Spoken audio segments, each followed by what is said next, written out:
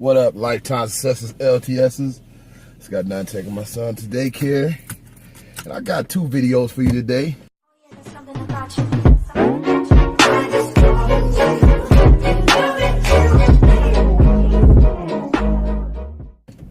But the fitness video I'm gonna discuss second. I just got done watching my boy Josh Cannon, and the topic he was talking on. I ain't really got too much to say about any other YouTubers or all this stuff. I do think that a lot of these people think they're bigger than God and think they superstars and stuff. Which brings me to my point, guys. This is not only a fitness channel, motivational channel, but hence the name Lifetime Success. It's about life. You gotta be your biggest motivator. Don't go to all these people. If I can motivate you, that's great. But it starts with you. So whether it's money, whether it's getting your dream job, whether it's getting your dream body, it starts with you. So be careful who you take advice from, and be careful who you trust. Because like mama always said, like my grandma always said, money's the rule of all evil. And I said, how? Money can get you out. Money can do this and all this. That's what it does to people, guys. Take it from me. Seeing what money's done to where I work at. Drugs, prostitution, all that stuff. Money, it's bad. Now don't get me wrong. I mean, we all need the money. So it's up to us to do right with the money. But the outcome of what money does, kind of the bad outweighs it. Sorry to say it, because more bad things that happen with the situation of money than, with when people do good with it. That's just the way life is. That's why it is kind of a kill or be killed type world. You gotta blend in, or you gotta fit in, or you gotta lead. Because if you ain't doing none of those, you're getting left behind. But man, guys, we gotta really start. We really got to start being our number one motivator, our biggest fans. We got, everybody is human. They bleed the same blood. With everything that's going on in this world, man, life is hard right now. Some things that my wife tell me that she hears at work with coworkers talking about, hey man, let's make America white again and all this and stuff. And I'm like, man, look, I don't really get into that. It's my right to be in America. I don't really look at people. I don't really pay attention to people like that. I look straight ahead, just like I'm driving right now. Y'all hear my voice? My eyes are up front. I look straight ahead, because you can feel what I'm saying. You can hear what I'm saying. I really don't feed into all that negative bull crap. I really don't let people, do all that racist. And I hear tons of stuff. Even back when I used to wrestle, man, wrestling, most of my culture was playing basketball. So when I went from football to wrestling, it just really wasn't much of a black sport. I really didn't, at least where I was from, there wasn't a lot of black kids. There was some, but we was a minority when it came out. And the stuff I used to hear, racial slurs. I remember the first time I was in 8th grade, I ended up, I think it was one of my first big matches, I ended up picking a kid up and I slammed him. Now, I didn't try to slam him hard, but he went down hard. So it was an injury timeout.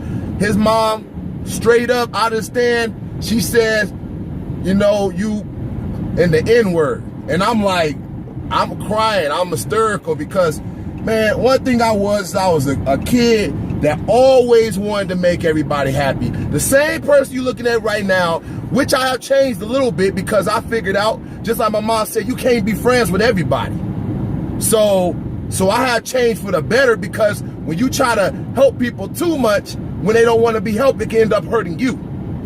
So when that mom said that, man, I didn't even, everything, I didn't even understand right now. I had friends and family that, was basically there for me and told me, calm me down about the whole situation. But that changed my life, is to see, hey, everybody ain't nice.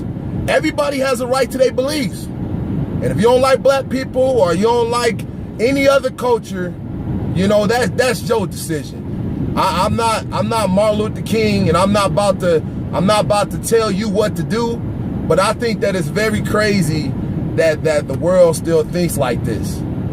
But I will not sit here and feed into all that, because I know that's what people want us to do. I'm not gonna punch you in your face, because there has been times where I was trying to, every time the N-word was said to my face, I was fighting. I'm gonna end up in jail, or I'm gonna get in trouble. And I've been blessed enough not to ever have to go to jail. But I have been in fights where that came out, and I basically tried to, I don't know, man, I just blacked out beating people up. But like, you know, what I realize now when I want my sons to do is to control what they can control. And the only time I'm putting my hands on somebody, put your hands on me. But as far as all that word stuff and N-word and, oh, well, black people said this and this and this, hey, it don't matter.